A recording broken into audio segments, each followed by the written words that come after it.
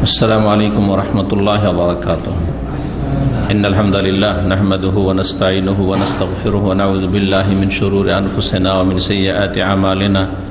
मन यहदिहिल्लाहु फला मुदिल्ल लहु व मन युद्लिल फला हादिय लहु व अशहदु अन ला इलाहा इल्लल्लाहु वहदहु ला शरीका लहु व अशहदु अन्न मुहम्मदन अब्दुहु व रसूलुहु सल्लल्लाहु तआला अलैहि व अला आलिहि व सहबिहि व सल्लम तस्लीमन कसीरा। अम्मा बाद फ़क़द क़ाल इमाम बुखारी रहमहुल्लाहु ताला बाबु किताबतिल इल्म क़ाल हद्दसना इब्नु सलामिन क़ाल अख़बरना वकीउन अन सुफ़यान अन मुतर्रिफ़िन अन अश-शाबी अन अबी जुहैफ़त क़ाल क़ुल्तु लिअली रज़ियल्लाहु ताला अन्हु हल इंदकुम किताब क़ाल ला इल्ला किताबुल्लाह औ फ़हमुन ऊतियहु रजुलुन मुस्लिम औ मा फ़ी हाज़िहि सहीफ़ा क़ाल क़ुल्तु मा फ़ी हाज़िहि सहीफ़ा क़ाल अल अक़्लु व फ़काकुल असीरी वला युक़्तलु मुस्लिमुन बेकाफ़िरिन।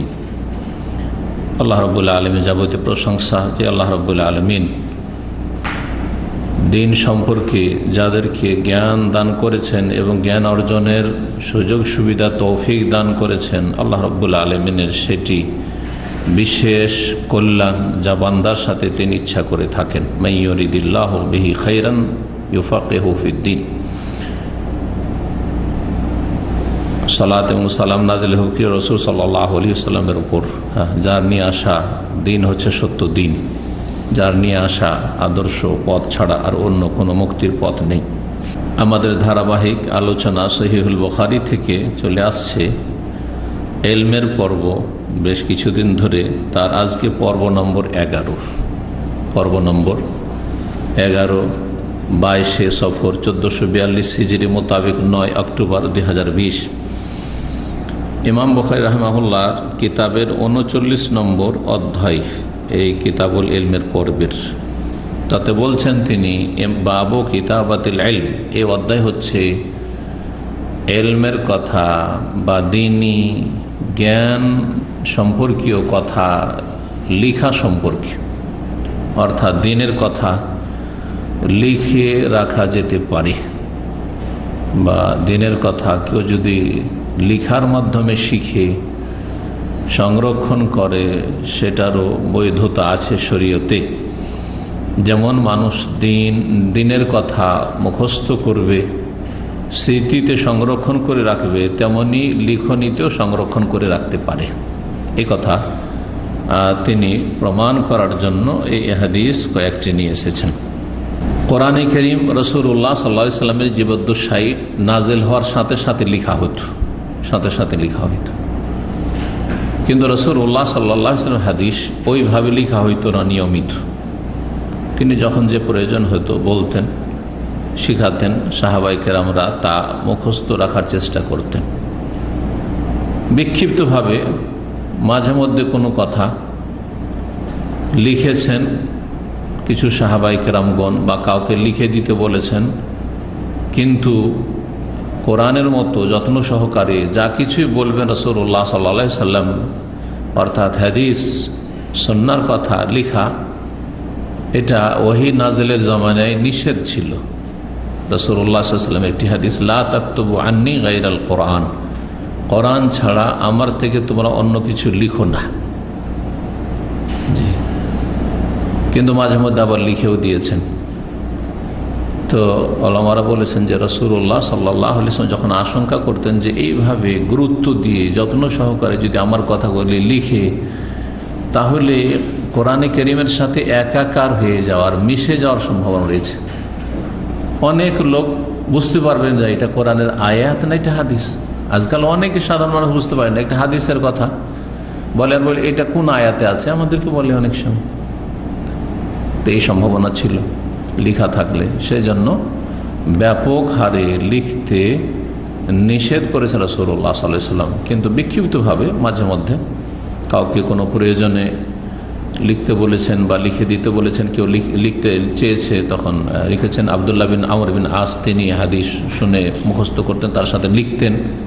আবু হুরায়রা রাদিয়াল্লাহু তাআলা শুধু মুখস্থ করতেন, যেমন হাদিস আসছে। তার মানে লিখার বৈধতা ছিল। কখন? যখন আশঙ্কা নেই, যার ক্ষেত্রে যে বুঝতে পারবে যে এগুলি আয়াত এগুলি হাদিস, পার্থক্য করতে পারবে।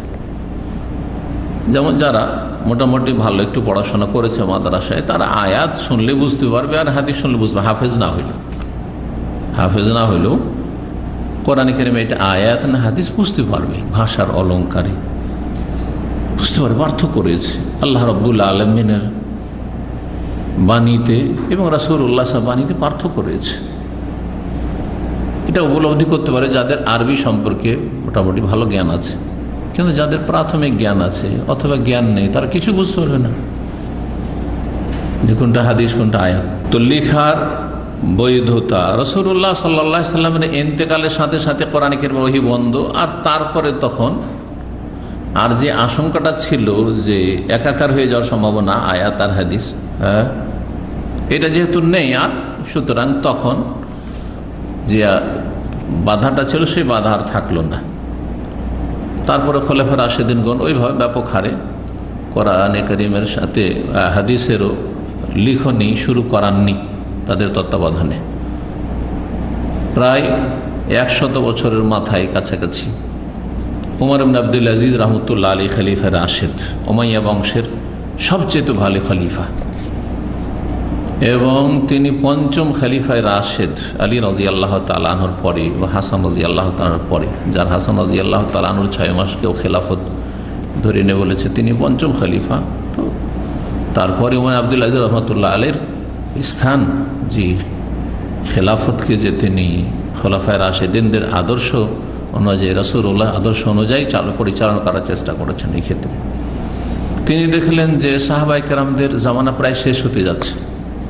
110 হিজরিতে সর্বশেষ সাহাবী ইন্তেকাল করেছেন মক্কাতুল মুকাররমা আবু তুফাইল দৌসী রাদিয়াল্লাহু তাআলা।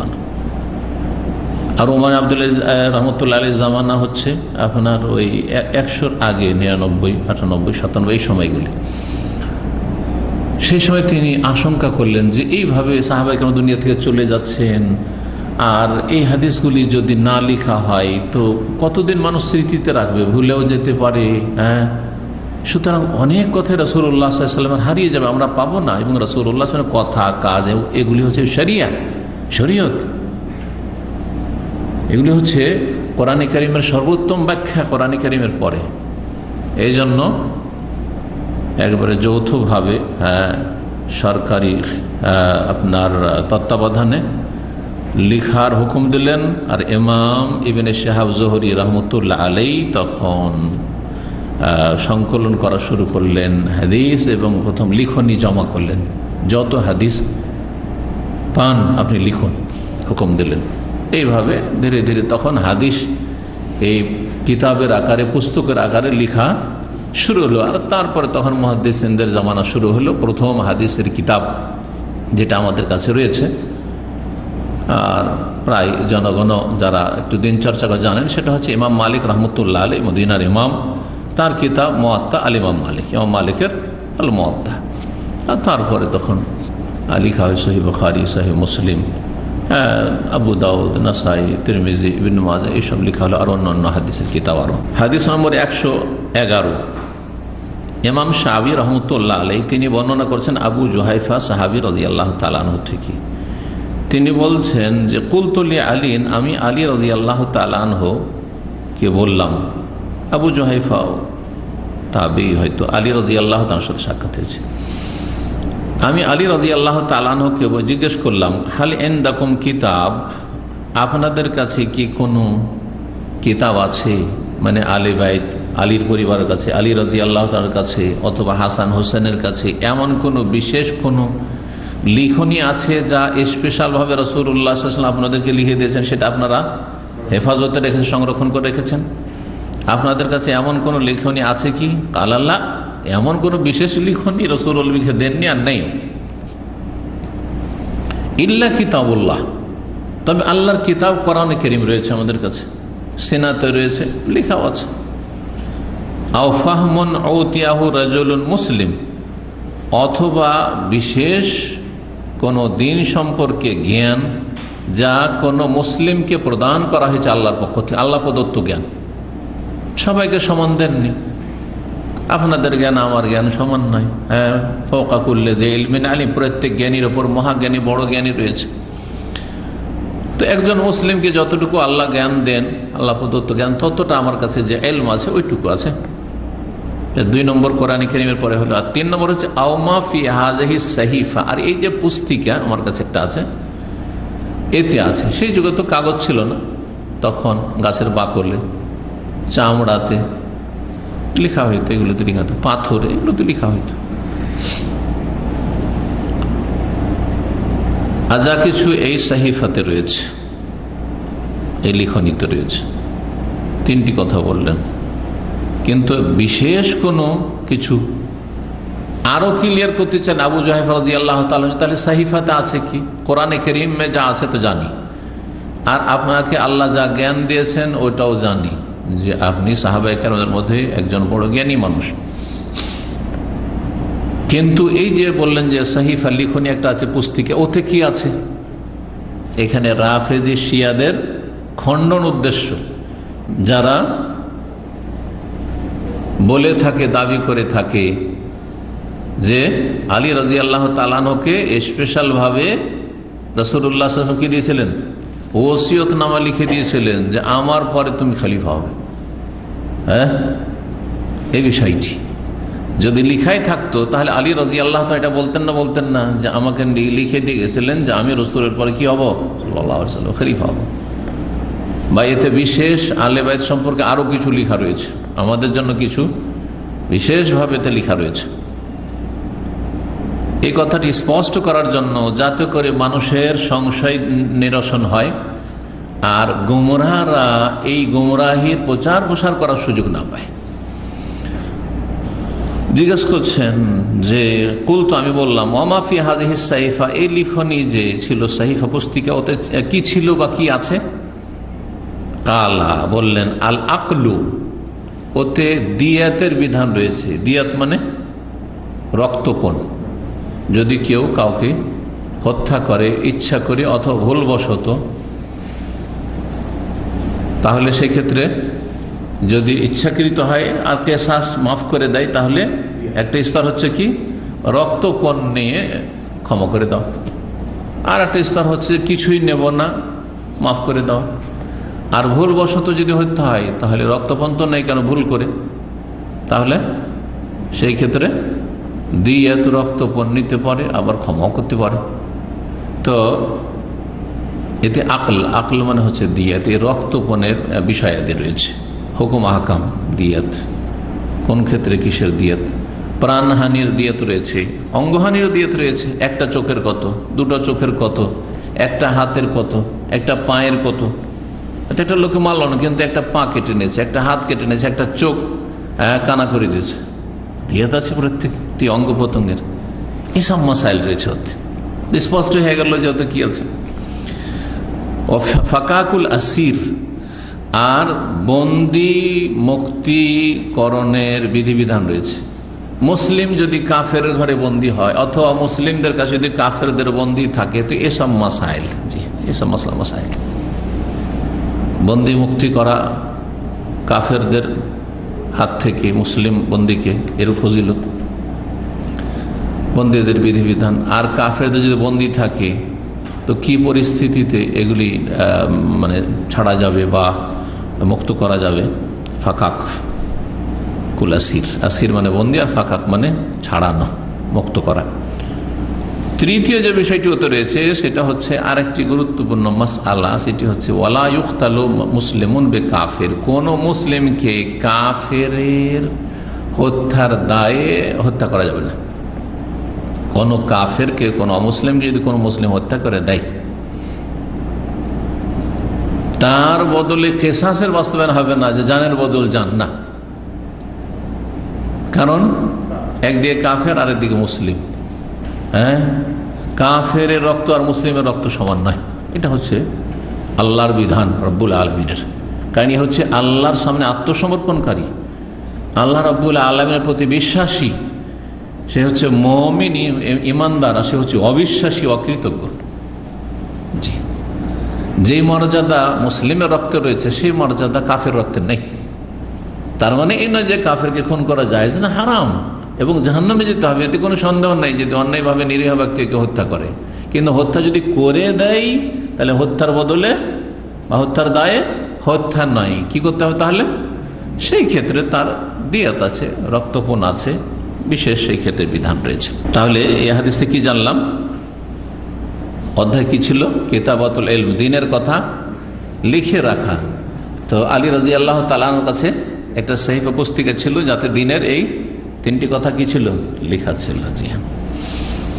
112 নম্বর হাদিস, হাদিস লম্বা। আবু সালামা প্রখ্যাত তাবি রহমতুল্লাহ আলাইহি বর্ণনা করেছেন আবু হুরায়রা রাদিয়াল্লাহু তাআলা থেকে ঘটনা, একটি খুনের ঘটনা। আন্না খুযাআতা কাতালু রাজুলান মিন বানি লাইসিন আমা ফাতহে মাক্কাহ বিকাতিলিন মিনহুম কাতালুহু। খোজা বংশের লোক, যে বংশটি রাসূলুল্লাহ সাল্লাল্লাহু আলাইহি ওয়াসাল্লাম মিত্র বংশ ছিল, এই খোজা বংশ বানু লাইস, লাইস বংশের একজন ব্যক্তিকে হত্যা করেছিল আমা ফাতহে মক্কা, মক্কা বিজয়ের বছর। কেন তারা হত্যা করেছিল এই ব্যক্তিকে?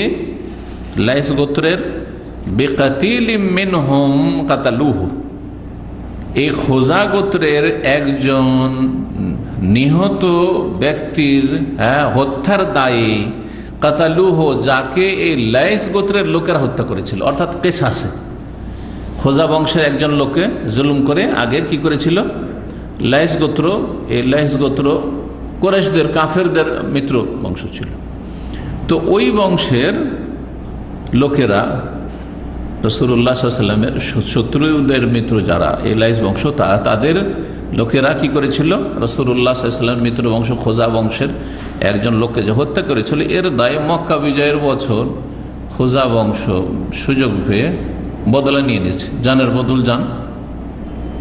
আর আরব দেশে যেহেতু গোত্রীয় শাসন ছিল, কাবিলা বংশীয় শাসন, তখন কোনো রাষ্ট্রীয় শাসন ছিল না, রাষ্ট্রীয় ব্যবস্থা ছিল না। সুতরাং গোত্রে এরকম হইত, এক গোত্রের লোককে কেউ যদি হত্যা করত, তাহলে যেই গোত্রে লোক নিহত হয়েছে ওরা যদি পারত তো সুযোগ পেলে বদলা নিয়ে নিত। কখনো একজনের বদলায় 10 জনকে খুন করে দিত। মানুষের হাতে আইন ছেড়ে দিলে এরকম হবে। মানুষের হাতে বিচার বা আইন ছেড়ে দেওয়া হবে না। হ্যাঁ, আইন কার হাতে থাকবে? শাসকের হাতে, সরকারের হাতে থাকবে, প্রশাসনের হাতে থাকবে। না হলে এরকমটাই হবে। খুনের বদল খুন করতে গিয়ে সীমা লঙ্ঘন হয়ে যাবে। একজনের জায়গায় 25-50 জনকে, 2 জনকে, 4 জনকে, অথবা যে খুন করেছে তাকে পারলো না, তার বাপকে খুন করে দেয়, তার মাকে খুন করে, তার স্ত্রী খুন করে, তার ছেলে মেয়েকে খুন করে দেয়। হচ্ছে না? মানুষ আইন হাতে নেওয়াতে এই হচ্ছে। এটা ইসলামে জায়েজ নয়, হারাম। ওয়ালা তাজিরু ওয়াজিরাতুন বিইজরি উখরা, কেউ কারো বোঝা উঠাবে না। এই জুলুম অত্যাচারগুলি আরবদের মধ্যে ব্যাপক আকারে আকার ধারণ করেছিল, ব্যাপক আকার ধারণ করেছিল জাহিলিয়াতের যুগে। মক্কা বিজয়ের বছর খোজা বংশ সুযোগ পেয়ে বদলা নিয়ে নিয়েছে। ফাউখবিরা বিযালিকা নবী সাল্লাল্লাহু আলাইহি ওয়াসাল্লামকে এই সংবাদ দেওয়া হলো, জানতে পারলেন। ফারাকিবা রাহিলাতাহু, অতঃপর তিনি তার বাহনে চাপলেন। ফাখাতাবা, আর তারপরে খুতবা দিলেন। খুতবা দেওয়া মানে বক্তব্য করা, খুতবা দেওয়া মানে ভাষণ দেওয়া, ভাষণ। জি হ্যাঁ, তো জুমার খুতবা হোক, আর ঈদের খুতবা হোক, আর এমনি আলোচনা হোক, আর আজকে আমার এই আলোচনা হোক, সবগুলি কি খুতবা, মানে খেতাব করা, ভাষণ দেওয়া। কিন্তু এক শ্রেণীর মজহাবের অন্ধরা এবং মজহাবের দোহাই দিয়ে সীমালঙ্ঘনকারী জালেমরা, তারা তাদের এমন মূর্খতা দেখিয়েছে। আর তাদের বিশেষ করে বিদাতি মোল্লা সমাজ, জনগণ ভালো মানুষ, জনগণ সাদা সিধা, ওদেরকে কোরআন এবং হাদিসের কথা, সঠিক কথা বললে তারা দিনে ফিতরাতের উপর রয়েছে, প্রকৃতির উপর রয়েছে, বুঝবে তারা। হ্যাঁ, কিন্তু মুসলিম জাতিকে বা মানব জাতিকে গুমরা করেছে কারা? ধর্মগুরুরাই হেদায়েত করে, যদি তারা হেদায়েত প্রাপ্ত হয়, আনআমতা আলাইহিম পুরস্কৃত হয়। আর মাগদুব আলাইহিম বা দল্লিন যদি হয়, গজব প্রাপ্ত বা পথভ্রষ্ট যদি হয়, মুদিল্লিন হয়, তাহলে তারাই কিন্তু জাহান্নামে নিয়ে যাচ্ছে নেতৃত্ব দিয়ে। ইন্নামা আখাফু আলাইকুম আলাইম্মাতাল মুদিল্লিন, রাসূলুল্লাহ বলছেন, আমি আমার উম্মতের জন্য খুব আশঙ্কা করছি, তোমাদের জন্য আশঙ্কা করছি পথভ্রষ্টকারী গোমরাহকারী, জাহান্নামের দিকে নিয়ে জানেওয়ালা নেতাদের, ধর্মগুরুদের বলে এরাই নিয়ে যাবে। এরা নিজেরা পথভ্রষ্ট এবং অন্যদেরকে পথভ্রষ্ট করবে। কিভাবে মানুষকে বিভ্রান্ত করছে। বছরে 52টি জুমার খুতবা হচ্ছে, 2টি ঈদের খুতবা, 54টি বিষয় সম্পর্কে এমনিতে সকল স্তরের মানুষ জানার সুযোগ পাবে। কারণ সকল স্তরের মানুষ জুমা পড়ে, মুসলিমরা সকল স্তরের মানুষ ঈদ পড়ে। রাষ্ট্রপতি, প্রধানমন্ত্রী থেকে শুরু করে একেবারে নিচু রিক্সা চালক পর্যন্ত, ডোম মেথর পর্যন্ত মুসলিম সমাজের তারা জুমা পড়ে আর ঈদ পড়ে। আরে বেনামাজি অভাব নেই মুসলিম সমাজে, কিন্তু জুমা পড়া আর ঈদ পড়া মুসলমানদেরও অভাব নেই। যেমন বেনামাজির অভাব নেই, তেমন ঈদ পড়ার জুমা পড়া মুসলিমদেরও অভাব নেই। মাশাআল্লাহ। তো কমপক্ষে যদি যেই ভাষা জনগণ বোঝে সেই ভাষায় যদি খুতবা দেওয়া হইতো, ভাষণ দেওয়া হইতো, তাহলে বছরে 54টা টপিক সম্পর্কে জানতে পারত। আমার আলোচনাগুলি আজ 22 বছর সৌদি আরবে, প্রথম দিকে সপ্তাহে 1টি 2টি করে হইতো। যারা পুরাতন লোক জানেন, মঙ্গলবারে একটা সাপ্তাহিক প্রোগ্রাম হইতো বিষয়ভিত্তিক, তখন বৃহস্পতিবার ছিল না। আর জুমাবারে জুমার পরে দার্স 2টো। এই 2টো থেকে বছরে 2টো সপ্তাহে হতে কত হয়ে গেল? কত হলো চিন্তা করেন। আজকে চিন্তা করেন কত আলোচনা আলহামদুলিল্লাহ আছে, কত আলোচনা আছে। তাফসীর, তাওহীদ, আকীদা, উসুলে সালাসা, আর ফারায়েজ, আর আপনি বহু বিষয় রয়েছে আলহামদুলিল্লাহ, হাদিস, ফিকহি মাসাইল, আলহামদুলিল্লাহ রাব্বিল আলামিন। তো চিন্তা করেন যদি এই জুমার আলোচনাগুলি, জুমার খুতবাগুলি বাংলা ভাষীদের মাঝে বাংলা ভাষায় হতো, যারা ইংলিশম্যান, ইংরেজি ভাষা বলে যেখানকার লোকেরা, সেখানে ইংরেজি ভাষায় যেমন হচ্ছে আলহামদুলিল্লাহ হচ্ছে, ইউরোপ আমেরিকাতে ঠিক ইংলিশ ভাষাতে খুতবা হচ্ছে। যেখানে উর্দু ভাষী, ভারত পাকিস্তানে সেখানে উর্দু ভাষায় হইতো। যেমনটা যারা সহি আকীদা আমলের অনুসারী তাদের মসজিদে ঠিক হচ্ছে, তাহলে সকল স্তরের মানুষরা দিন সহজে শিখে যেত, সহজে দিন শিখে যেত। দিন শিখার জন্য আলাদা করে তাদের সময় বের করতে হইতো না, আর সময় বের করতে পারে না, যার ফলে দিন অধিকাংশ মানুষ শিখেও না, না এলেম আছে, না ভালো আমল আছে, না সহি শুদ্ধ আমল আছে, না ইসলামের কোনো কাজ আছে। বাপ দাদা থেকে যা কিছু পেয়েছে, ওয়াজাদানা আলাইহি আবানা কাযালিকা ইয়াফআলুন, ভুল পেয়েছে ভুল, শিরক পেয়েছে শিরক, বেদাত পেয়েছে বেদাত, কুসংস্কার পেয়েছে কুসংস্কার, যা পেয়েছে তাই ধর্মকর্ম করছে কিছু লোকেরা, কিছু না, অধিকাংশ লোকেরা মুসলিম সমাজের। তো যারা এই মাতৃভাষায় খুতবায় বাধা দিয়ে থাকে যেসব মোল্লারা, তারা দলুন মুদিল্লুন, নিজেরা পথভ্রষ্ট, অন্যদেরকে পথভ্রষ্ট করে। এবং তারা যেহেতু গুমরাহির নেতৃত্ব দিচ্ছে, সুতরাং তারা জেনে শুনে খুতবার অর্থ বুঝার পরেও তারা অবুঝ হয়ে যাচ্ছে, ধর্মান্ধতায় তারা মাগজুব আলাইহিম, আল্লাহর গজব তাদের উপর। আর যারা জনগণ মূর্খ হয়ে রয়েছে তারা মাগজুব আলাইহিম নয়, কিন্তু তারা হচ্ছে দল্লুর, গুমরাহ।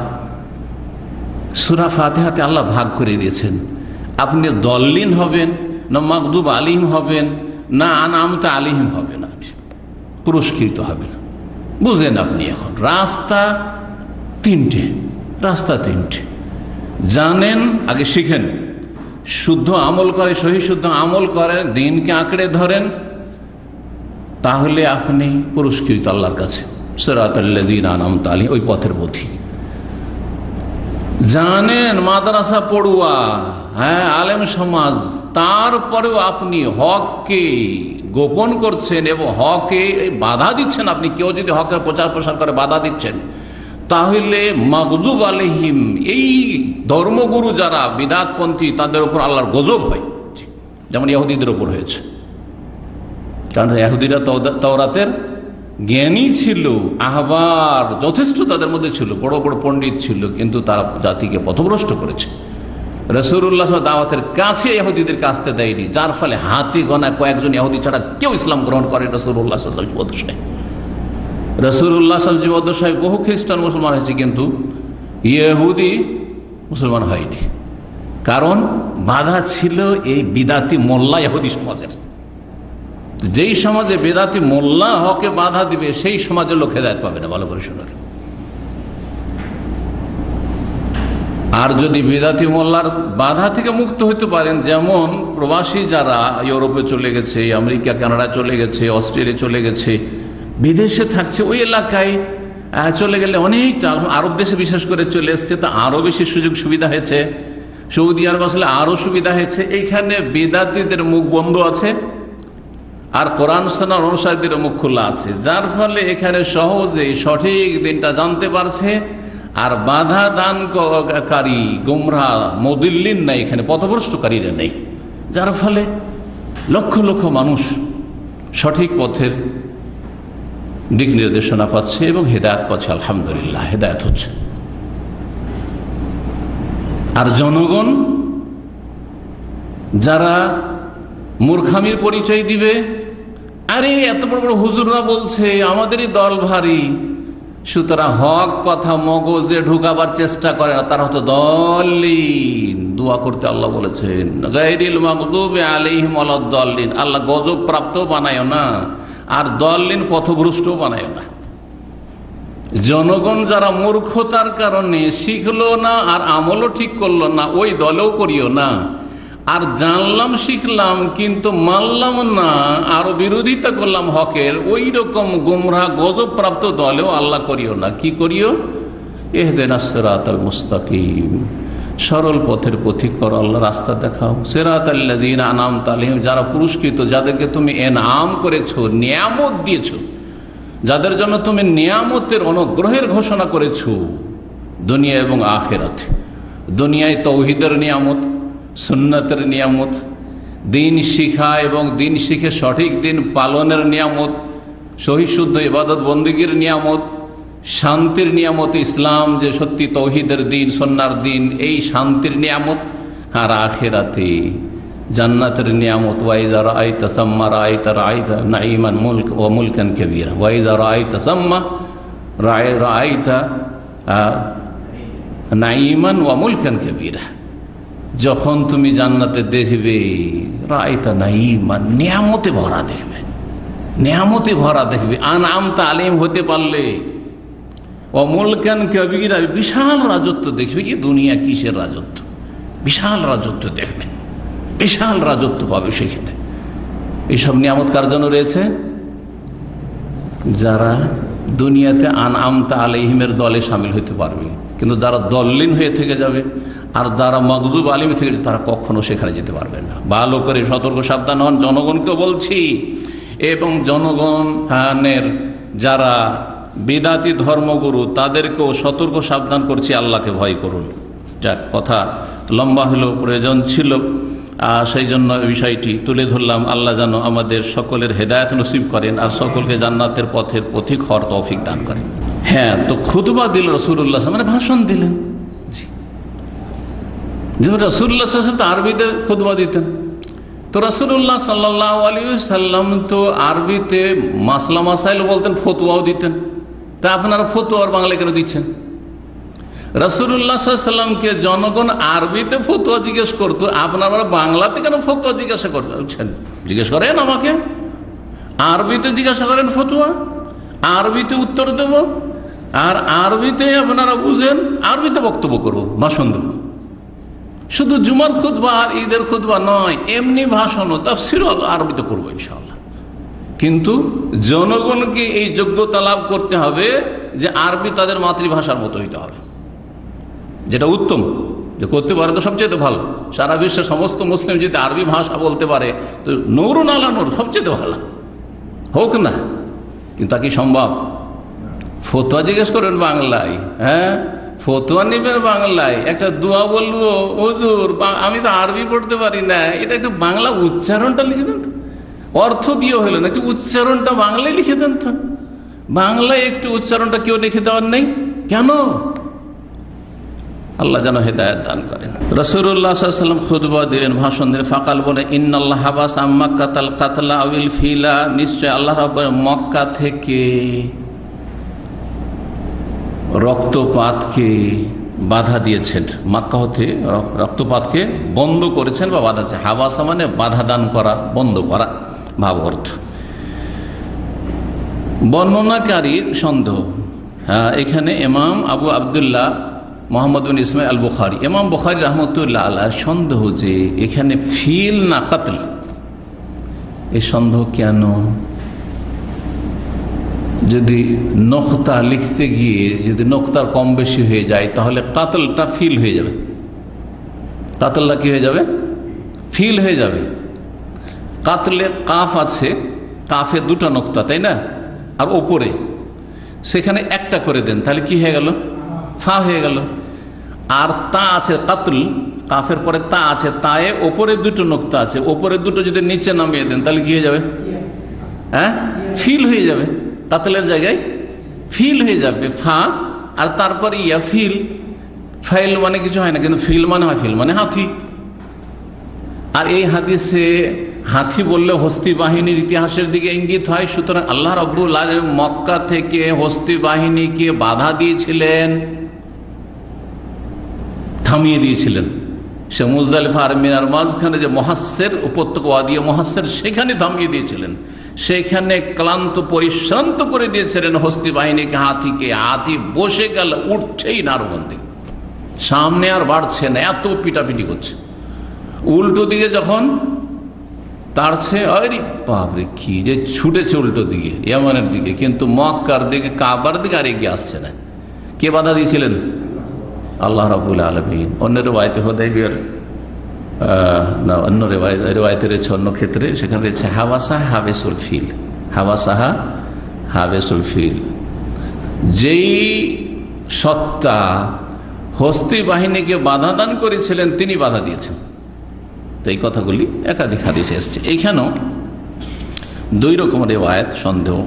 কাতল হয়, কাতল বলেছেন রাসূলুল্লাহ সাল্লাল্লাহু আলাইহি ওয়াসাল্লাম, তাহলে অর্থ হবে যে আল্লাহ রাব্বুল আলামিন মক্কায় খুন করা, রক্তপাত ঘটানোকে কি করেছেন? বাধা দিয়েছেন, মানে নিষেধ করেছেন। মক্কাতে রক্তপাত করা যাবে না, একমাত্র কিছুক্ষণের জন্য মক্কা বিজয়ের দিনে কি করেছেন? বৈধ করেছেন। অথবা ইন্নাল্লাহ হাবাসা আম্মাক্কাতাল ফিলা, নিশ্চয় আল্লাহ রাব্বুল আলামিন মক্কা থেকে বাধা প্রদান করেছেন হস্তি বাহিনীকে, হস্তি বাহিনীকে আসতে দেননি। তাহলে আবু নুআইম রাহমাতুল্লাহ আলাইহি বলছেন, ওয়াসাল্লাতা আলাইহিম রাসূলুল্লাহ ওয়াল মুমিনুন, তবে মক্কার কাফেরদের উপর আল্লাহ রাব্বুল আলামিন চাপিয়ে দিয়েছিলেন তার রাসূলকে, রাসূলুল্লাহ সাল্লাল্লাহু আলাইহি সাল্লামকে চাপিয়ে দেওয়া হয়েছিল। আর মুমিনদেরকে তাদের উপর কি করা হয়েছিল? চাপিয়ে দেওয়া, মানে বিজয় দান করা হয়েছিল। মক্কা বিজয়ের দিনে তাদের উপর বিজয় দান করা হয়েছিল। তো মক্কা বিজয়ের দিন যুদ্ধ হয়েছে, কিন্তু তাতে তেমন বেশি কেউ হতাহত হয়নি। অস্ত্র ধারণের প্রয়োজন হয়েছে, আর মাত্র কয়েকজন নিহত, কিন্তু তেমন বড় ধরনের কোনো যুদ্ধে এর প্রয়োজন বা রক্তপাতের প্রয়োজন হয়নি।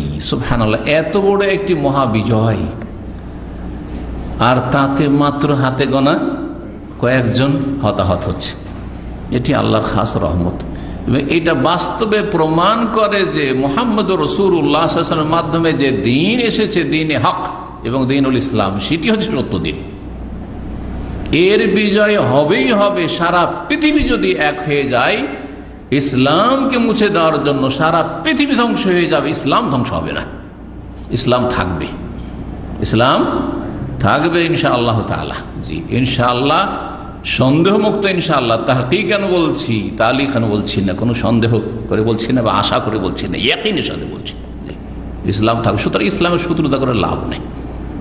মুনাফিকদেরকে বলছি ইসলামের শত্রুতা করে লাভ নাই, নারীবাদীদেরকে বলছি ইসলামের শত্রুতা করে লাভ নাই, আর হেজাব আর দিনের যে নারী সংক্রান্ত মাসাইল রয়েছে সেগুলির বিরোধিতার শত্রুতা করে লাভ নাই। আর কাফেরদেরকেও বলছি, বিজাতিদেরকেও বলছি যে ইসলামের শত্রুতা করে কোনো লাভ নাই। ইউরিদুনা লিইউতফিউ নূরাল্লাহি বিআফওয়াহিহিম, তারা ফু দিয়ে আল্লাহর জ্যোতিকে নিভিয়ে দিতে চায় দিন ইসলাম, দিনে হক।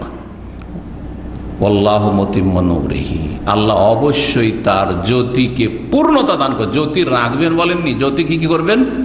মুতিম্ম, পূর্ণতা দান করবেন। অন্য আয়াতে সূরা তাওবাতে রয়েছে ওয়া আবাল্লাহ, আল্লাহ এটাকে না করছেন, না অস্বীকার করছেন। তোমার বলছো হ্যাঁ করব, ইসলামের নূরকে মুছে দেবো, আল্লাহ আল্লাহ অস্বীকার করছেন যে সম্ভব নয় তোমাদের দ্বারা। আল্লাহ বলছেন, আমরা বলছি না, ইল্লা ইউতিম্মা নূরাহ, আল্লাহ তার নূরকে পূর্ণতা দান করবেন। ওয়ালাউ কারিহাল কাফির, যদিও কাফির জ্বলে পুড়ে ধ্বংস হয়ে যায়, মতো বেগাই দেখুন ধ্বংস হয়ে যাও, ইসলাম ধ্বংস হবে না। জি জি, লা ইয়াদুররুকুম ইল্লা আযা, দিনের ওপর থাকো, সামান্য কষ্ট দেবে, সামান্য কষ্ট দেবে। এই কষ্টের পরে আরাম, কষ্টের পরে শান্তি, কষ্টের পরে নিয়ামত আর নিয়ামত। জি, কিচ্ছু হবে না, ইসলামকে মুছে দেওয়া সম্ভব নয়। जितना ही दबाओगे उतना ही उभरेगा, যত চাপার চেষ্টা করবেন তত বেশি তার প্রচার প্রসার করবে, চারিদিক থেকে ছড়িয়ে পড়বে। শক্তিশালী কোনো কিছুকে যদি ধামা চাপার দেওয়ার চেষ্টা করেন তাহলে কি হবে? চারিদিক থেকে রাস্তা নেবে। প্রচন্ড বেগে যদি কোথাও স্রোতের সাথে পানি আসে, আর যদি সেখানে বাঁধ দেওয়ার চেষ্টা করে যে বাঁধ দিয়ে পানিকে থামিয়ে দেবো, একটা রাস্তা ছেড়ে দিলে ওই রাস্তা দিয়ে বেরিয়ে যেত, পানিটা নিকাশ হয়ে যেত। কিন্তু যখন বন্ধ করবেন তখন চারিদিক থেকে পানি জোরে সোরে প্রবাহিত হবে এবং সমস্ত কিছুকে ভেঙে দেবে এবং চারিদিকে জড়িয়ে যাবে। ঠিক ওই রকমই দিন ইসলাম, ঠিক ওই রকমই দিন ইসলাম। এইরকমই হচ্ছে তৌহিদ আর সুন্নত, এইরকমই হচ্ছে শিরক বিদআতের বিরুদ্ধে দাওয়াত, এইরকমই হচ্ছে কোরআন সুন্নাহ ভিত্তিক দাওয়াত। সুতরাং কোরআন সুন্নাহ ভিত্তিক দাওয়াতকে কেউ রুখে দেবে এসব খেলতামাশা করে, বাচ্চাদের মতো কাজ করে, আর প্রশাসনকে বিভ্রান্ত করে এগুলো করতে পারবেন না। এগুলো করে কিছুই করতে পারবেন না। একটা মসজিদ দখল করবেন, একটা মসজিদ বন্ধ করবেন, হাজার হাজার মসজিদ খুলে যাবে, হাজার হাজার মসজিদ তৈরি হয়ে যাবে। একটা মসজিদ জ্বালিয়ে দিলেন, কাঁচা মসজিদ জ্বালিয়ে দিলেন, পাকা মসজিদ তৈরি হয়ে গেল, হাজার হাজার মসজিদ তৈরি হচ্ছে, হাজার হাজার ধর্মীয় প্রতিষ্ঠান তৈরি হচ্ছে। কি করবেন? অসম্ভব কথা। আল্লাহ বলছেন ওয়া আল্লাহ, আল্লাহ অস্বীকার করছেন, অসম্ভব কথা। কালা আবু আবদুল্লাহ কাজা, ইমাম আবু আবদুল্লাহ মানে ইমাম বুখারী রহমতুল্লাহ আলাইহি কুনিয়ত হচ্ছে আবু আবদুল্লাহ। ইমাম আবু আবদুল্লাহ ইমাম বুখারী রাহমাহুল্লাহ এইরকম বলেছেন যে ইন্নাল হাবাসা মাক্কাতাল কাতলা অথবা আল ফিলা। কাতল বলেছেন যে মক্কায় রক্তপাত আর হবে না, মক্কা বিজয়ীদের যে সামান্য কিছুক্ষণের জন্য হয়েছে, আল্লাহ স্পেশাল বৈধতা দিয়েছেন, আর হবে না কিয়ামত পর্যন্ত, নিষিদ্ধ, হারাম, কেউ বৈধ করলে সেটা বৈধ হবে না। আর ইন্নাল হাবাসা মাক্কাতাল কাতলা। জি, আল্লাহ শুনে রাখো, ওয়াইন্নাহা লাম তাহিল্লা লিআহাদিন ক্বাবলি, রাসূল বলছেন যে শুনে রাখো ভালো করে যে আমার পূর্বে কারো জন্য মক্কায় রক্তপাতকে, যুদ্ধ করাকে হালাল করা হয়নি, আগে কখন হালাল ছিল না। ওয়ালা তাহিল্লু লিআহাদিন বাদি, আর আমার পরেও কারো জন্য হালাল হবে না। কেউ যদি হালাল করতে আসে জালেম, তো হালাল হবে না, হারাম কাজ করবে। আলা শুনে রাখো, ওয়াইন্নাহা উহিল্লাত লিসাআতাম মিন নাহার, আমার জন্য যে হালাল করা হয়েছিল তা দিনের কিছুক্ষণের জন্য, সাআতান, দিনের কিছুক্ষণের জন্য। গত সপ্তাহে এইরকম একটি হাদিস গিয়েছে এই ভাষায়। আলা আরো শুনে রাখো, ওয়াইন্নাহা সাআতি হাযিহি হারামুন লা ইউখতালা শাওকুহা, আর আমার এই সময়টি, এই যে সময়টি হারামুন, এই সময় মানে যুদ্ধ শেষ হওয়ার পরে, যুদ্ধ যখন শেষ হয়ে গেছে, মক্কা বিজয় হয়ে গেছে, এই সময়টি হারাম মানে আবার সম্মানিত মক্কা, মক্কাকে হারাম মানে এখানে রক্তপাত নিষিদ্ধ ঘোষণা করা হচ্ছে। এবং মক্কা সম্মানিত, তার বিভিন্ন দিক দেখে সম্মান আল্লাহ রাব্বুল আলামিন রক্ষা করেছেন। যেমন লা ইউখতালা শাওকুহা, সেখানকার কাঁটা ভাঙা যাবে না বা কাঁটা ছাঁটা যাবে না। ইখতালা ছাঁটা, ছাঁটাই করা তো বুঝেন, ছাঁটাই করা, যে আজকাল ওই রাস্তাঘাটের পাশে গাছগুলো ছাঁটাই করছে না, বা খেজুরের গাছের ডাল ছাঁটাই করছে না, জি হ্যাঁ, ছাঁটাই করা। জি, কাঁটা ছাঁটা যাবে না। ওয়ালা ইউজাদু শাজারুহা, আর গাছ কাটা যাবে না। ওয়ালা তুলতাকাতু সাকিতাতুহা ইল্লা লিমুনশিদ, আর পড়ে থাকা বস্তু কুড়িয়ে নিয়ে নিজের কাজে লাগানো যাবে না। যে 1 বছর ঘোষণা করে দিই, অন্য অন্য জায়গায় যদি কুড়িয়ে পাওয়া বস্তু পান বা হারিয়ে যাওয়া বস্তু কারো পান, তার কোনো মালিক পাচ্ছেন না, তো উঠিয়ে নিয়ে কি করবেন? আর রেফাসানা 1 বছর ঘোষণা করলেন, যদি বেশি মূল্যের জিনিস ওইরকম হয়, আর যদি 2-4 পয়সার হয় তাহলে অসুবিধা নেই। খাবার দাবার, 1 প্যাকেট খাবার পড়ে আছে, একটা জুস পড়ে আছে, অথবা 5টা রিয়াল পড়ে আছে, তো ঘোষণা করতে যাবেন নাকি? কিন্তু 50 রিয়াল, 100 রিয়াল, 500 রিয়াল, 1000 বা এরকম কিছু দামি একটা মোবাইল ধরেন 2-4-500 কমপক্ষে, তখন ঘোষণা করবেন 1 বছর। কিন্তু মক্কাতুল মুকাররমায় ওয়ালা তুলতাকাতু সাকিতাতুহা, সাকিতা আর লুকতা একই জিনিস। অন্য রিওয়ায়াতে আছে লুকতা, হারিয়ে যাওয়া বস্তু বা কুড়িয়ে বস্তু সেখান থেকে উঠিয়ে নিয়ে ব্যবহার করা যাবে না 1 বছর ঘোষণা করে। ইল্লা লিমুনশিদ, তবে যেই ব্যক্তি সর্বদা ঘোষণা করতে পারে। লেমুনশেদিন মানে লেমুনশেদিন দায়মান, এখানে ব্যাখ্যাতে। কারণ অন্য জায়গায় তো 1 বছর ঘোষণা করতে হবে, আর মক্কায় 1 বছর হলে তা তো সমান হয়ে গেল না। না না, মক্কার জিনিস যদি উঠান তাহলে হয় সারা জীবন ঘোষণা করতে থাকেন আপনি, হারিয়ে যাওয়া বস্তু যদি আপনি পান, আর না হইলে মক্কায় হারামের পাশে কোনো একটা দরজার পাশে একটা অফিস করা আছে, হারিয়ে যাওয়া বস্তুর অফিস আছে, মক্তবুল মফকুদাত। হারিয়ে যাওয়া বস্তু ওখানে জমা করে দেন আপনি, তারা জমা রাখবে, যারা হারিয়েছে সে এসে ওখানে খোঁজ করলে পেয়ে যাবে। আমি বেশ কিছু ভাইদের দেখেছি, আমার আইডি কার্ড হারিয়ে গেছে অথবা এরকম কিছু হারিয়ে গেছে, আর তারা খুব পেরেশান আছে। পরামর্শ দিয়েছি যে জানো, অফিস দেখিয়ে দিয়েছি মক্কায়, বহু সময় এরকম মক্কায় ঘটেছে আমার সাথে, দেখিয়ে দিয়েছি অথবা সাথে নিয়ে গেছে, আলহামদুলিল্লাহ ফিরিয়ে পেয়েছে। ফামান কোতেলা ফাহবে খায়রিন নাজরাইন। তারপরে অন্য আর এক মাসআলা বলছে, সেটা হচ্ছে কাউকে যদি কেউ হত্যা করে, ফামান কোতেলা, কাউকে যদি হত্যা করা হয়, কেউ নিহত হয়, ফাহবে খায়রিন নাজরাইন, তাহলে তার বিষয়টিতে 2টো অপশন রয়েছে। হ্যাঁ, 2টো এখতিয়ার, চয়েস রয়েছে, 2টার একটা করতে পারেন। কি? ইম্মা ইউকাল, হয় তার রক্তপণ নেওয়া হবে। মৃতের যারা আউলিয়াউল মকতুল, আত্মীয় স্বজন, তারা কি করবে? অরেসিনরা, উত্তরাধিকারীরা রক্তপণ নিয়ে নেবে, যে ঠিক আছে আমাদের আপনজনকে হত্যা করেছে আপনাদের লোক, বা যে হত্যা করেছে, ঠিক আছে আমাদেরকে রক্তপণ দিয়ে দিলে হবে, আকল মানা দিয়ে। ওয়া ইম্মা আন ইউকাদা আহলুল কাতিল, অথবা ইউকাদ মানে ইউক্তাস, কেসাস করা দেওয়া হবে, অথবা কেসাস নিতে দেওয়া হবে। আল কাওয়াদ, আল কাওয়াদ মানে আল কেসাস আরবিতে। কেসাস রক্তের বদল রক্ত, প্রাণের বদল প্রাণ, হ্যাঁ, নিতে দেওয়া হবে, মানে হত্যা করতে দেওয়া হবে, কেসাস নিতে দেওয়া হবে আহলুল কাতিল, নিহত ব্যক্তির পরিবার পরিজনকে। নিহত ব্যক্তির পরিবার পরিজনকে বলা হবে যে 2টার একটা, হ্যাঁ, হয় কেসাস নেন, কে বলবে? শাসক বলবে। আর নিহত ব্যক্তির যে পক্ষ, তারা ক্ষমা চাইতে পারে, হয় ক্ষমা করবে, পুরোপুরি ক্ষমা করে দেবে, আর না হলে দিয়ত নিয়ে ক্ষমা করবে, রক্তপণ নিয়ে, আর না হলে বলে যান না, কোনোটা নিয়ে ক্ষমা করবো না, আমরা জানের বদল জান চাই, প্রাণের বদল প্রাণ চাই, সেটার অধিকার আছে।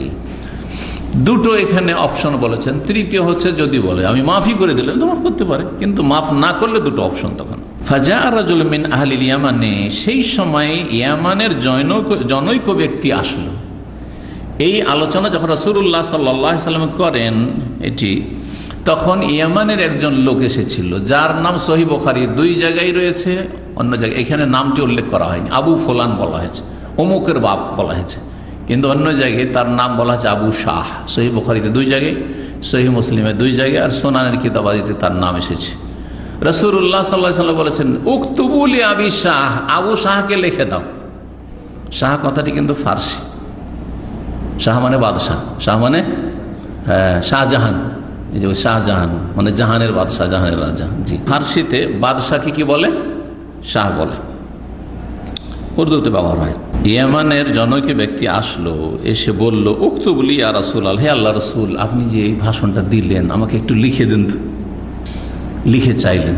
জি হ্যাঁ, যদি লিখা একবারে টোটালি হারাম হইতো, নিষেধ হইতো, যেমন অন্য হাদিস রয়েছে আমার থেকে কোরআন ছাড়া আর কিছু লিখো, লা তাকতুবু আন্নী গায়রাল কোরআন, তাহলে লিখে দিতেন না। না না, লিখা হারাম। বললেন কি? তাহলে বোঝাল বিক্ষিপ্ত ভাবে 1-2টা কেউ মাঝে মধ্যে লিখছে বা লিখে চাইছে, অসুবিধা নেই, কিন্তু ব্যাপক আকারে যেমন কোরআন যত্ন সহকারে লেখা আছে ওইভাবে যদি লেখা শুরু হয়, তাহলে কোরআনের সাথে একাকার হয়ে যাওয়ার সম্ভাবনা রয়েছে, আশঙ্কা রয়েছে। না, আশঙ্কা মুক্ত কোরআনের হেফাজত করতে হবে, যাতে কোরআনে অন্য কিছু ঢুকে না পড়ে। কত যত্ন নেওয়া হয়েছে কোরআনে কারীম সম্পর্কে। জি, উক্তুবলি ইয়া রাসূলুল্লাহ, তখন রাসূলুল্লাহ বললেন, উক্তুবলি আবি ফুলান, অমুকের বাবার জন্য লিখে দাও। অন্য রেওয়ায়েতে রয়েছে ফুলানের জায়গায়, হয়তো বর্ণনাকারী শাহ নামটা ভুলে গেছে, এই জন্য বর্ণনা রেওয়ায়েত বিল মানা করেছেন। কিন্তু যেই বর্ণনাকারীর মনে থেকে উক্তুবলি আবি শাহ, নবী সাল্লাল্লাহু আলাইহি ওয়াসাল্লাম বলেছেন আবু শাহ লিখা চাইছে, ওকে লিখে দাও। লিখতে জানতো না তো ওকে লিখে দাও। কেউ নিজে লিখতে জানলে নিজে লিখে নিবে, আর কেউ যদি লিখতে না জানে তাহলে অন্য কেউ সহযোগিতা করবে, যেমন আমরা সাধারণত করে থাকি। দেখেন না, এয়ারপোর্টে অনেকে কিন্তু নিরক্ষর, প্রবাসে আসছে, আগে ফর্ম ফিল আপ করতে হইতো। অনেকে লিখতে জানতো না বা ভালো লিখতে জানতো না, তখন যারা একটু লিখতে জানে তার কাছে এসে লাইন লাগিয়ে দিতে হয়। অনেক সময় এয়ারপোর্টে 4-5 জনকে লিখে দিতে হয়েছে। আমার নিজেরটা আগে লিখে নিয়ে রেডি করে তারপরে তখনই শুরু, যতক্ষণ আছে সময় লিখে দাও লিখে দাও, এগুলো করেছে। আলহামদুলিল্লাহ, বালা মুসিবত গেছে, এখন আর লিখা টিখা লাগে না, পাসপোর্ট নিয়ে সরাসরি ঢুকলি হয়। কিন্তু এক জামানা ছিল, জানি না আপনাদের মনে আছে কিনা, একটা করে ফর্ম ভরতে হতো না, এখানে এসে আবার ফর্মটা জমা করতে হতো পাসপোর্টের সাথে। সেজন্য ওই প্লেন থেকে, এখান থেকে গেলে আবার দেশে গেলে ওই করতে হতো, প্লেনে বসে লিখতে হতো, আর ওই দিক থেকে প্লেনে ওঠার আগে লিখে রেডি রাখতে হতো, অথবা প্লেনেও দেওয়া হয়তো কখনো কখনো, ইমিগ্রেশনের জন্য ওখানে এয়ারপোর্টেও দেওয়া হয়তো একটু। রাসূলুল্লাহ বলেন, উক্তুবুলি আবি ফুলান। ফাকাল রাজুল মিন কুরাইশ, কুরাইশের জনৈক ব্যক্তি বলে উঠলেন, ইল্লাল ইজখির। অন্য রিওয়ায়াতে রয়েছে আব্বাস বলেছে, আব্বাস রাসূলুল্লাহর চাচা বলেছিলেন, ইল্লাল ইজখির, তবে ইজখির। আপনি যে বললেন যে কোনো ঘাস কাটা যাবে না এ মক্কার, কিন্তু ইজখিরের তো প্রয়োজন। ইজখির এক ধরনের ঘাস। তখন ইল্লাল ইজখির ইয়া রাসূলুল্লাহ 2বার করে বা 3বার করে বলেছিলেন। তখন ফাইন্না নাজআলুহু ফি বুয়ুতিনা ওয়া কুবুরিনা, কারণ সেটা আমরা ব্যবহার করে থাকি আমাদের বাড়ির ছাউনিতে। বাড়ি তৈরি করে যখন বাড়িতে খড়ের ঘর দেখেছেন এক যুগে, না আপনারা সব নাবালক মানুষ, বেশি বয়স হয়নি, যারা 40 পড়েছেন দেখেছেন, তারপরেও এখন উঠেই গেছে খড়ের ঘর প্রায় হয়তো। তো খড়ের ঘরের ছাউনিতে আমাদের দেশে এক রকমের খড় পাওয়া যায়, হ্যাঁ জি, সেটা ব্যবহার করে। তো মক্কার লোকেরা কি করতো, ওপরে ছাউনিতে সে ইজখেরের ঘাস ব্যবহার করত, ইজখেরের ঘাস ব্যবহার করত। আর কি সে কবরে না, আমাদের কবরে দাফন করে ওপরে আমাদের দেশের লোকেরা বাঁশ বিছায়।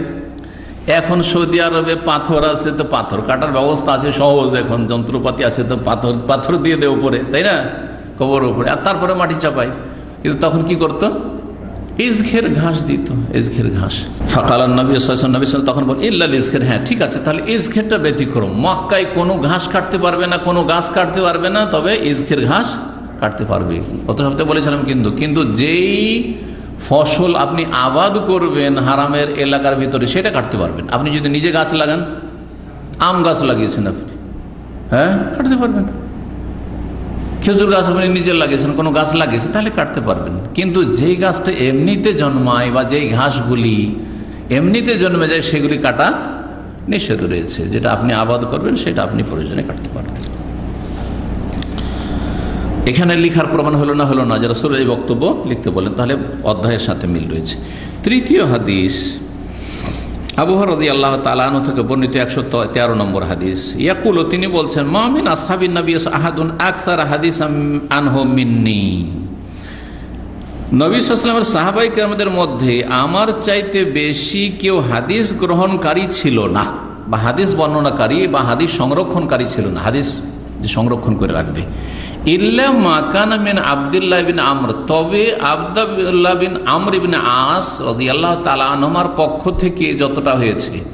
আবু হুরায়রা রাদিয়াল্লাহু তাআলা ধারণায় তিনি দেখতেন যে আমিও যেমন বেশি বেশি হাদিস মুখস্থ রেখেছি এবং হাদিস শোনাতে পারছি, তেমন আব্দুল্লাহ বিন আমর ইবনে আস তো অনেক হাদিস শোনাতে পারছে।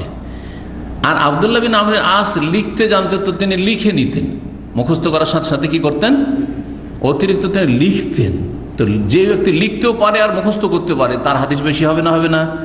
এই ধারণা নিয়ে আবু হুরায়রা রাদিয়াল্লাহু তাআলা তার ধারণা মোতাবেক বলছেন যে আমার চাইতে হাদিস বেশি সংরক্ষণকারী হচ্ছে আব্দুল্লাহ বিন আমর ইবনে আস, কিন্তু আসলে বাস্তবে না। কেন আব্দুল্লাহ বিন আমরের কথা বললেন, বলছে ফাইন্নাহু কানা ইয়াকতুবু ওয়ালা আকতুবু, কারণ তিনি লিখতেন হাদিস শোনার পরে রাসূলুল্লাহ সাল্লাল্লাহু আলাইহি ওয়াসাল্লামের কাছ থেকে, ওয়ালা আক্তুব, আমি কিন্তু লিখতাম না, আমি যা শুনলাম যতটা পারলাম মুখস্থই করতাম। তবে মুখস্থতে যে আল্লাহ এত বরকত দিয়েছিলেন সেই হাদিস আসবে যে সুবহানাল্লাহ, আবু হুরায়রা রাদিয়াল্লাহু তাআলা আনহু আল্লাহর বিশেষ রহমতে এবং নবী সাল্লাল্লাহু আলাইহি ওয়াসাল্লামের বিশেষ দোয়াতে চাদর বিছাইতে বললেন একবার, যখন আবু হুরায়রা রাদিয়াল্লাহু তাআলা বললেন যে ইয়া রাসূলুল্লাহ, শুনছি কিন্তু ভুলে যাচ্ছি যে। আর ইসলাম গ্রহণ করেছেন খয়বরের যুদ্ধের সময়, নবী সাল্লাল্লাহু আলাইহি ওয়াসাল্লাম ইন্তেকালের মাত্র 3 বছর আগে, সপ্তম হিজরিতে, মাত্র 3-3.5 বছর সময় পেয়েছেন। ওই সময় অভিযোগ করি ইয়া রাসূলুল্লাহ, শুনছি বয়স তো হয়ে গেছে, আর তারপরে শুনছি ভুলে যাচ্ছি। রাসূল বলে উবসুতরে দাকা, তোমার চাদরটা বিছিয়ে দাও। হাদিস আসবে, তবু ওইখানে যে প্রসঙ্গ আসলে সংক্ষেপে বলে দিচ্ছি।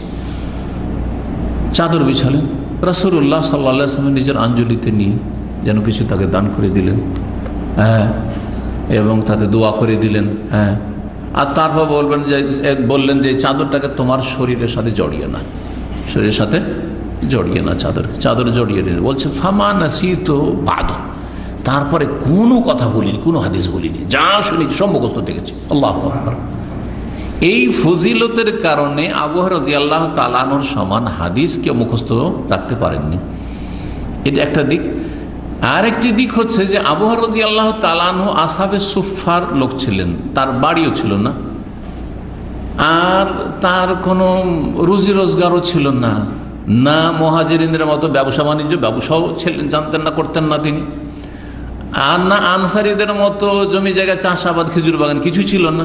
হিজরত করে এসেছেন সে আলবাহা এলাকা, দৌসিদের এলাকা জানেন, আবু হুরায়রার বংশধর আলবাহা এলাকা। আলবাহা জানেন রেজগাল, হ্যাঁ, তায়েফের পেছন দিকে ব্যাক সাইডে আলবাহা, আবহা, আর তার এই দিকটাই হচ্ছে আলবাহা। আমি আলবাহা এলাকায়, এমনকি আবু হুরায়রা রাদিয়াল্লাহু তাআলা আনহুর যে গ্রাম এলাকা, ওই দৌস বংশের ওই এলাকায় আমি বক্তব্য করেছি আলহামদুলিল্লাহ, কয়েক বছর আগে, হয়ে গেল 7-8 বছর।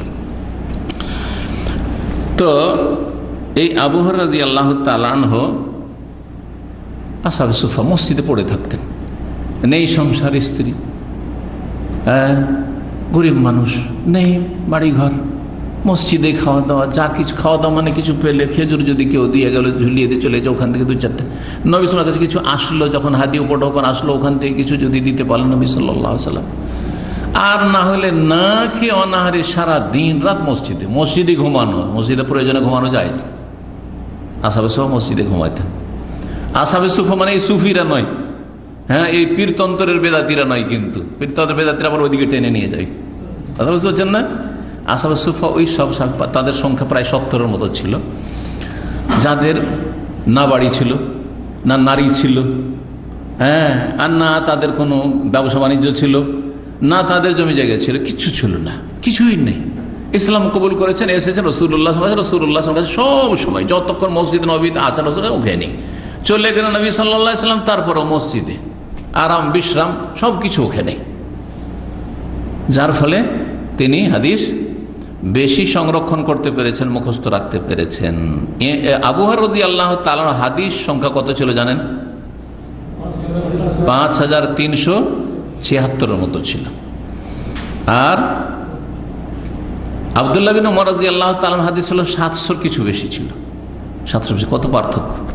বরং আব্দুল্লাহ বিন উমর না, আব্দুল্লাহ বিন আমর, আব্দুল্লাহ বিন আমর রাদিয়াল্লাহু তাআলা, আব্দুল্লাহ বিন উমর রাদিয়াল্লাহু, তিনিও মুকসিরিনদের মধ্যে, তারও অনেক হাদিস ছিল। আয়েশা রাদিয়াল্লাহু তাআলা আনহার হাদিস 2 নম্বরে, আয়েশা রাদিয়াল্লাহু তাআলার হাদিস সংখ্যা 2000-এর বেশি ছিল, 2000-এর বেশি হাদিস বর্ণনা এসেছে আয়েশা রাদিয়াল্লাহু তাআলা উম্মুল মুমিনিন থেকে রাদিয়াল্লাহু তাআলা আনহা। তাহলে লেখার প্রমাণ হইল না যে আব্দুল্লাহ বিন আমর আজ কি করতেন? এলেম লিখতেন। তাহলে এলেম লেখা জায়েজ। 114 নম্বর হাদিস ইবনে আব্বাস রাদিয়াল্লাহু তাআলা আনহুমা থেকে বর্ণিত, তিনি বলেন লাম্মা ইশতাদ্দা বিন নবী ওয়াজউহু, নবী সাল্লাল্লাহু আলাইহি সাল্লামের রোগ যখন চরম আকার ধারণ করল, রোগ যন্ত্রণা যখন বৃদ্ধি পেল, ইশতাদ্দা ওয়াজউ, রোগ যন্ত্রণা, ওয়াজউন মানে ব্যথা, ওজন মানে কি পেন, ব্যথা, যে আজকাল এই শব্দটি ব্যবহার হয়, ওয়াজা বা আলাম, আলাম মানে ব্যথা, ওয়াজউন মাজি। যখন নবী সাল্লাল্লাহু আলাইহি সাল্লামের রোগ যন্ত্রণা বৃদ্ধি পেল, কালা, তখন বললেন একবারে মৃত্যুসজ্জায় শেষ অবস্থায়, তারপরে 4 দিন রাসূলুল্লাহ কিন্তু বেঁচে ছিলেন, তারপরেও 4 দিন রাসূলুল্লাহ বেঁচে ছিলেন। বললেন ইতুনি বিকিতাবিন, আমার কাছে একটা লিখনির উপকরণ নিয়ে আসো, মানে কোন একটা কিছু নিয়ে এসো যাতে লিখে দেবো, যাতে কি করব, লিখনির উপকরণ। তখনকার খাতা কলম বলা যাবে না, কারণ তখন কলম ছিল, খাতা ছিল না। হ্যাঁ, কলম তো আমরা কঞ্চির কলম ব্যবহার করেছি। আমরা ছোটকালে মাদ্রাসায় লেখাপড়া করেছি, কালির বড়ি পাওয়া যেত, সে গুলে নিতাম, আর তাতে কঞ্চির কলম, কঞ্চি চিকন করে দিত আমাদের আম্মা আব্বারা, আর তারপরে সেই কলম ডুবাইতাম, আর তারপর লিখতাম, কলম ডুবাইতাম আর খাতায় লিখতাম। জি, শ্রুতি হাতের লেখা সুন্দর করার জন্য এইটা আমরা করতাম। আর বাংলা লিখেছি স্লেট পেন্সিলে। স্লেট পেন্সিল ব্যবহার করেছেন না? ও খাতা দিয়ে শুরু করেছেন? হ্যাঁ জি। লিখনির উপকরণ নিয়ে এসো, মানে কিছু নিয়ে এসো যাতে লিখে দিত আমাদেরকে। আক্তুবুল লাকুম কিতাবান, তোমাদের জন্য একটা লিখনি আমি লিখে দেবো, লা তাদিল্লু বাদাহু, এই লিখার পরে তোমরা পথহারা হবে না, পথহারা হবে না বা দিশেহারা হবে না। কি করব না করব আমি লিখে দিচ্ছি। বিষয় কি ছিল এখানে উল্লেখ করা হয়নি, বিষয় কি ছিল উল্লেখ করা হয়নি। হয়তো রাসূলুল্লাহ সাল্লাল্লাহু আলাইহি সাল্লাম চেয়েছিলেন যে আমার পরে খলিফা হবে আবু বকর সিদ্দিক রাদিয়াল্লাহু তাআলা, সেটাই লিখে দিই, এটা হতে পারে। কিন্তু বলবেন যে আলী রাদিয়াল্লাহু তাআলা সম্পর্কে লিখে দিতেন, এটা মিথ্যা কথা, এটা মিথ্যা কথা। কেন? কারণ ইশারা ইঙ্গিতে একাধিক বিষয়ে রাসূলুল্লাহ সাল্লাল্লাহু আলাইহি ওয়াসাল্লাম স্পষ্ট করে দিয়েছেন যে আমার পরে খলিফা কি হবে, আবু বকর সিদ্দিক রাদিয়াল্লাহু তাআলা। একটা দলিল, যদিও সেটাকে লম্বা করবো না, সবগুলি দলিল বলবো না, একটা শুধু বলছি। সহিহ বুখারীতে হাদিসগুলি আছে। যখন রাসূলুল্লাহ অসুস্থ হয়ে গেলেন আর ইমামত করতে পারছেন না, মসজিদে যেতে পারছেন না, তখন কি বললেন? মুরু আবু বকরিন ফালিয়ুসাল্লি বিন নাস, তোমরা যাও আবু বকরকে বলো যেন লোকজনকে ইমামত করে নামাজ পড়িয়ে দেয়, সালাত পড়ায়। ইমামতি কাকে করতে বললেন? কেন? যদি খলিফা হতেন আলী রাদিয়াল্লাহু তাআলা, বলছে আলীকে বলো আলী ইমামত করুক, কথা বললেন না তো? বলেছেন? যেমন উমার কথা বলেননি, বরং আয়েশা রাদিয়াল্লাহু তাআলা আনহা বিষয়টিকে স্পষ্ট করার জন্য, যাতে কারো কোনো সংকোচ না থাকে, কারো কোনো সমালোচনার পাত্র না হন তার আব্বা, সেই জন্য বিষয়টাকে আরো ক্লিয়ার করে মাজা ঘোষা করছেন। কি করছেন? 3 বার করে বলছেন, ইয়া রাসূলুল্লাহ, আমার আব্বা যে আবু বকর না, রাজুলুন রাকিকুল কলবি, অন্তরটা খুব নরম, অন্তর খুবই নরম আমার আব্বার। যখন দাঁড়াইবে আপনার জায়গাতে মেহরাবে সালাত পড়াইবার জন্য, আর আপনি অসুস্থ, উঠতে পারছেন না, লায়ুস নাস মিনাল বোকা, এত কাঁদতে শুরু করে দিবে যে ও সূরাই পড়তে পারবে না, মানুষ তার তেলাওয়াতি শুনতে পারবে না। মোর ওমার ইয়া রাসূলুল্লাহ, আপনি একটু ওমারকে বলেন, এই ওমারের দিলটা শক্ত আছে। ওমর রাদিয়াল্লাহু তাআলাকে বলেন, উনি ইমামতি করবেন, মনটা শক্ত করে সালাত পড়াইতে পারবেন। রাসূলুল্লাহ সাল্লাল্লাহু আলাইহি সাল্লাম বললেন যে না না, মৌরু আবু বকর ফালিয়ুসাল্লি বিন নাস, মৌরু আবু বকর ফালিয়ুসাল্লি বিন নাস। শেষখানে বলছেন যে আনতুন্না কা সাওয়াহিব ইউসুফ, ও ইউসুফ আলাইহিস সালামের যে যুগের ওই মহিলাদের মতো তোমরা যে করছো। ওই যুগের মহিলারা যারা জুলাইখাকে কি করতো, ভর্ৎসনা দিত, আরে জুলাইখা কত পাগলির পাগলি রে, ইউসুফের জন্য পাগল হয়েছে, বাড়ির চাকরের জন্য পাগল হয়েছে, একটা রানী আর বাড়ির চাকরের জন্য পাগল হয়েছে, অথচ তারাও সবাই পাগল ছিল। আমরাও যদি ইউসুফকে পেতাম, তাহলে ভিতরে ছিল যে না, জুলাইখা নিজেকে সামলাতে পারছে না, আমারই তো নিজেকে সামলাতে পারছি না, তাই না? এত সুন্দর, এত সুন্দর, আল্লাহ যে এত জামাল সৌন্দর্য দিয়েছে ইউসুফ আলাইহিস সালামকে, আল্লাহু আকবার। তো তেমনি তোমরা, মানে আয়েশা, তোমার মন ঠিকই বলছে যে আমার আব্বা ইমামতি, ওর কে চাইবে না যে আমার আব্বা ইমাম হোক রাসূলের পরে সাল্লাল্লাহু আলাইহি সাল্লাম? কে চাইবে না? চাইছে, কিন্তু তুমি চাইছো যে কথাটাকে প্রকট করে নি, পাকাপোক্তা করে নি। হ্যাঁ, এর সাথে তুলনা করে বলেছে আনতুন্না কা সাওয়াহিব ইউসুফ। নবী সাল্লাল্লাহু আলাইহি সাল্লাম মসজিদের ইমামত, সালাতের ইমামত এর জন্য বারবার করে তাগিদ করে কাকে ইমামত দিতে বললেন? আবু বকর সিদ্দিক রাদিয়াল্লাহু তাআলা, যেই ব্যক্তি এই শ্রেষ্ঠ জায়গার ইমামত পাওয়ার হকদার এটা স্পষ্ট করে দিলেন, তার মাধ্যমে রাসূলুল্লাহ স্পষ্ট করে দিয়ে গেছেন, যাকে আমি মসজিদে নববীর ইমামত দিলাম সেই দুনিয়ার ইমামত করবে, যাকে দিনের ইমামত দিলাম সে দুনিয়ারও রাষ্ট্রীয় ইমামত করবে। বুঝতে পেরেছেন আশা করি। এইরকম বিভিন্ন ক্ষেত্রে আমি এবং আবু বকর উমর গেছিলাম। কুনতু আনা ও আবু বকর উমর, যাহাবতু আনা ও আবু বকর ও উমর। কার নাম আগে বলেছেন? আমি গিয়েছিলাম, আবু বকর গেছিল, উমর গেছিল, ওসমান গেছিল, এইভাবে বলতেন। তারপর আর কারো কথা বলতেন না, তারপর আর কারো কথা বলতেন না, কিন্তু এরকম বলতেন। এক মহিলা এসে বলছে, ইয়া রাসূলুল্লাহ, আমি যদি এমন সময় আসি যে সময় আপনাকে না পাই, তো কার কাছে ফতোয়া জিজ্ঞেস, মাসলা জিজ্ঞেস করব? বলছেন ইতি আবু বকর, আবু বকরের কাছে যেও। কার কাছে যেও? আবু বকরের কাছে যেও। তো রাসূলুল্লাহ সাল্লাল্লাহু আলাইহি ওয়াসাল্লাম শুধু এটুকু মনে করেছিলেন যে না হয় লিখেই দিই, মনটা চেয়েছিল ওই সময়, কিন্তু প্রচন্ড যন্ত্রণায় আছেন, জি, রোগ যন্ত্রণায় ভুগছেন। ওমর রাদিয়াল্লাহু তাআলা আনহু তিনি ইজতিহাদ করলেন। ওমর রাদিয়াল্লাহু তাআলা ইজতিহাদ ওহীর অনুকূলে এসেছে, আল্লাহ যেটা পছন্দ করেন বহু ক্ষেত্রে, অনেকগুলি ক্ষেত্র রয়েছে। তো ওমর রাদিয়াল্লাহু তাআলা এই ক্ষেত্রে ইজতিহাদ করে বললেন যে রাসূলুল্লাহ সাল্লাল্লাহু আলাইহি ওয়াসাল্লামের অবস্থা একেবারে কঠিন, অনেক যন্ত্রণা তার হচ্ছে, আর এই সময় তাকে কষ্ট দিব, তিনি লিখে দিবেন বা লিখতে বলবেন, এইসব কষ্ট করার দরকার কি? কোরআনে কারীম তো আছে, আর কোরআনে কারীম দ্বারা আমরা ফয়সালা করব। সুতরাং যেই ব্যক্তি আমাদের মধ্যে যোগ্য হবেন সেই ব্যক্তি চলে আসবেন, অথবা যে কোনো বিষয়ে কোরআনে কারীম সামনে আছে, শুধু এই খেলাফতের বিষয় নয়, যে কোনো বিষয়ে ইজতিহাদের রাস্তা খোলা আছে কোরআন হাদিস সামনে করে। সুতরাং কোরআন এবং হাদিস সামনে রেখে আমরা যে কোনো সমস্যার সমাধানের ক্ষেত্রে কি করব? ইজতিহাদ করবে। সাহাবায়ে কেরামগণ কষ্ট দেওয়ার প্রয়োজন নাই, এটা তার ব্যক্তিগত মত ছিল। তো বললেন, তিনি প্রকাশ করলেন, ইন্নান নবী সাল্লাল্লাহু আলাইহি ওয়াসাল্লাম গালাবাহুল ওয়াজাউ, নবী সাল্লাল্লাহু আলাইহি সাল্লামের ওপর রোগ যন্ত্রণা প্রচন্ড আকার ধারণ করেছে, মারাত্মক আকার ধারণ করেছে। ওয়াইন্দানা কিতাবুল্লাহ হাসবুনা, আর আমাদের কাছে আল্লাহর কিতাব রয়েছে যেটি আমাদের জন্য যথেষ্ট, কোরআন কারীম আছে। ফাখতালাফু, কিন্তু একটা মত কেউ যদি পেশ করে একটা মতের পরে, তো দ্বিমত হবে, দুই ভাগে ভাগ হবে। যদি আপনাদেরকে বলি কোন একটা বিষয় নিয়ে এখন যে কি করবেন, শনিবারের আলোচনাটা শুরু করি না এখনো একটু অপেক্ষা করব, তো নিশ্চিত দুভাগে ভাগ হবে।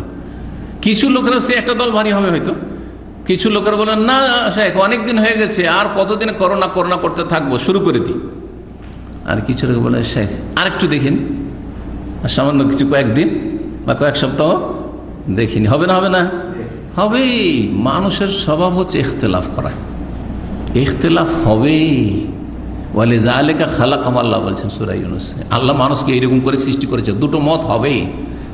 মতের ভিন্নতা মাঝে মধ্যে হতেই থাকবে, বরং বেশির ক্ষেত্রে হইতে থাকবে, কিন্তু এই ইখতিলাফ যেন ইফতিরাক পর্যন্ত না পৌঁছায়। ইখতিলাফ সাহাবায়ে কেরামের যুগে ছিল, কিন্তু বিচ্ছিন্ন ইফতিরাক ছিল, বিচ্ছিন্নতা ছিল না, দলীয়করণ ছিল না, গোঁড়ামি ছিল না, অন্ধত্ব ছিল না, পক্ষ নেওয়া ছিল না। কোরআনের পক্ষ নেওয়ার চেষ্টা করবো, হাদিসের পক্ষ নেওয়ার চেষ্টা, সবাই একমত। জি, কোরআন এবং হাদিস দৃষ্টিকোণের পার্থক্য থাকতে পারে বোঝার ক্ষেত্রে, কিন্তু দল পাকাপাকি ছিল না, উম্মতকে ভাঙতে চাননি। এমনকি চার ইমাম আবু হানিফা, শাফি, মালিক, আহমদ ইখতিলাফ হয়েছে, তারা উম্মতকে চার ভাগে বিভক্ত করতে চাননি কখনো। ইজা সাহাল হাদিস ফাহুয়া সহিহ হাদিস আমাদের মযহাব। সবাই যদি চারজনই বলে সহিহ হাদিস আমাদের মযহাব, তো একটাই তো থাকলো, চারটা কোথায় হলো? সেটা তো হওয়ার কথা না। কিন্তু এমন দল পাকিয়ে দিলেন যে একজন আরেকজনের পিছনে সালাত আদায় করবেন না, আর একজন আরেকজনকে আরেক দলকে দেখতে পারছেন না, এইটাই হারাম কাজ করেছে। আর তাআসসুবুল মাযহাবি হারাম, মযহাবি গোঁড়ামি হারাম।